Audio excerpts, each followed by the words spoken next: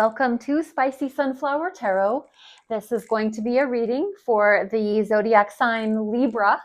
And I am just encouraging you to know that Libra can be your sun sign, your moon sign, rising sign, maybe Mars or Venus. Anywhere you have Libra significant, prominent in your chart, this could be a reading for you. You might attach to it. I would just ask for you to keep an open mind and an open heart as you listen, and realize that there might be a nugget of truth or two that you can take with you into your life, and this might not be your reading at all. So either way, I'm just grateful that you're here and that you're giving me a chance as your tarot reader for this specific session. I'm designing this reading here for the new moon in Scorpio, which is occurring on the 19th of November, 2025. We have just a few more days left in the Scorpio season, and this new moon is going to be one of our big highlights.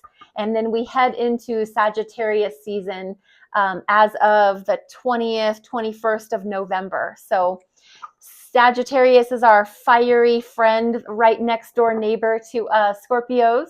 Libra, you're right before Scorpio, so lots of kind of friendly, neighborly type energy in that regard.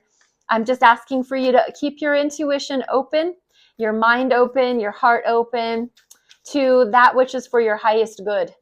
Only that which is for Libra's highest good can be received. Everything else can just float by the wayside.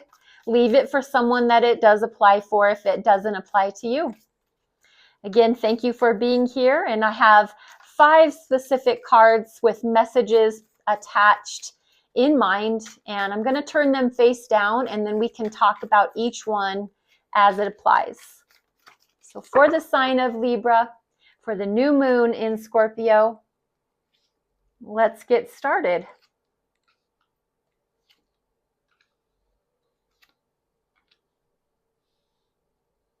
All right. So Libra, we have these 5 cards laid out. I'm going to set the deck here in the middle with the selenite wand on top, helping to transmute any energies that aren't for our highest and best good. And the first card out, we're going to look at what rebirth you would like to see. We have a Queen of Wands. I think that Libra, you would really like to see a rebirth of your passionate, creative, charismatic, beautiful energy. The Queen of Wands is the sitting on the throne, that royalty, goddess. The Queen is the more introspective, more feminine, receiving of the wands. Has her young wand sitting there next to her, very protective, very loyal, very loving and caretaking. Sunflowers all around, signifying that this Queen of Wands receives her energy from the sun. The sunflowers are just in representation of that sun energy, that fiery energy, passionate, creative, always beautiful, charismatic, an influencer, someone that others would be happy to follow after, even, our young ones, but just full of passion, very creative. Sometimes they say this Queen of Wands could be scorpionic energy, but mostly I really give this energy to Aries. So Queen of Wands you could have an Aries that you're dealing with, but in order for you to see a rebirth in this cycle, I think getting in touch with the qualities that the Queen of Wands embodies would be the perfect thing to remember your beauty, remember your passion, remember your love and what you care about, what really gets you going every day. The best way for you to reconnect with those passions is strength. And this is the major arcana for the sign of Leo. And so Libra, remember who you are. Remember where you came from. Remember what gives you your strength. What keeps your ego in check? What is it that you use or utilize so that you aren't ruled by your pride, but you're ruled by that integrity, that North Star, reconnecting with your passions. This is very much a Leo card. So this is fiery anyway. And this is just representing what you stand for and what you represent. And it's not giving way to your pride. It's staying mindful of your ego. Keep your ego in check. And remember graciousness and gentleness and the ability to be strong without having to be mean. And I don't think you have a problem with that anyway, Libra. I think you're a very gracious, gentle sign anyway. What ways have you been self-sabotaging? In the Six of Wands, this is success and victory. And this is showing up in a place where you could be self-sabotaging. So are you self-sabotaging your creativity? Are you self-sabotaging your success? Are you getting in your own way where a victory is concerned? Are you like, have you been in a competition with someone for a job or some promotion or something at work? Generally, the Six of Wands really does indicate something to do with your career.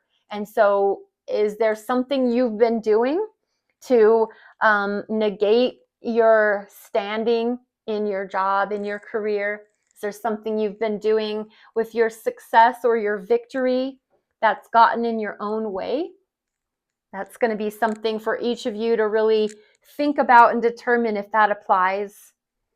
In this second to last card, how can you be your best cheerleader? The Star. It's going to be, again, remember who you are.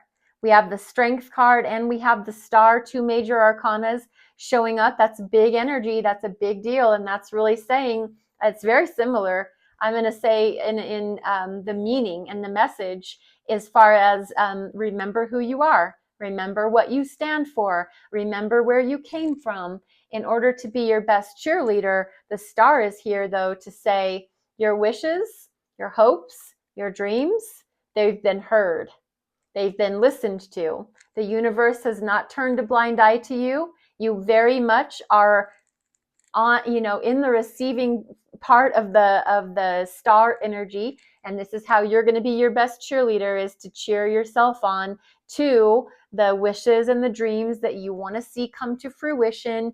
Believe that they'll be there. Believe that your wishes, your hopes, and your prayers have been answered and heard.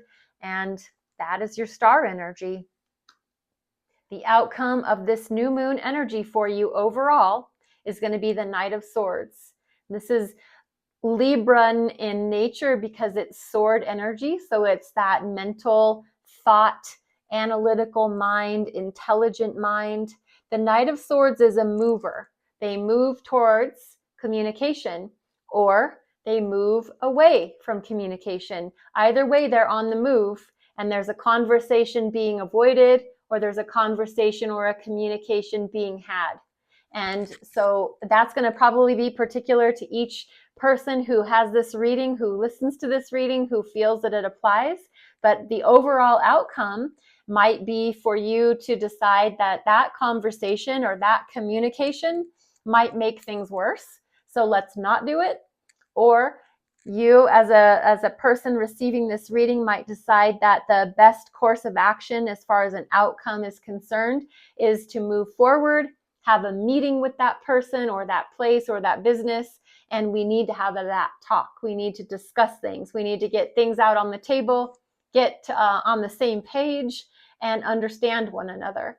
The Knight of Swords moves pretty quickly, so they can always be considered as a runner, and they're either running towards something or they're running away from something. So this would be a good card to really contemplate on, are you running away from something in your life that you don't want to address, or are you moving towards something that you would finally like resolution? So that might be different for everybody that gets this reading. I hope that however it lands, that it lands in a good place and that you feel that it helps you in some way, shape, or form. But I would love to hear how you feel about it in liking the video, subscribing to the video, following me, reposting, commenting. All of that is welcome, and I do appreciate it. So thank you very much. And I hope that you have a wonderful rest of your night. Thank you.